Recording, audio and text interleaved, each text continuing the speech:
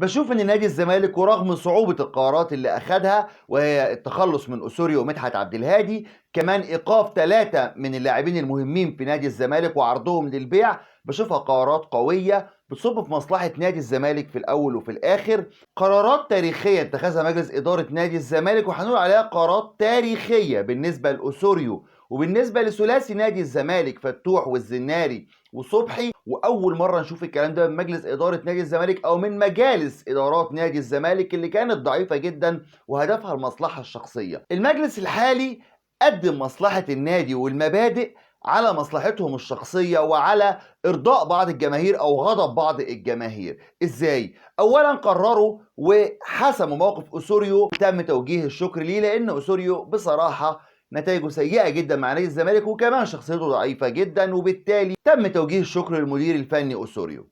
بالنسبة لثلاثي نادي الزمالك اللي اتكلمنا عليهم اللي هم فتوح والزناري وصبحي، فتم إيقافهم لحين التحقيق معاهم. مش بس كده، ده كمان تم عرضهم للبيع قطمة وسط وعلام للاعيبه اللي موجوده في نادي الزمالك ولكل اللعيبه اللي موجوده في مصر.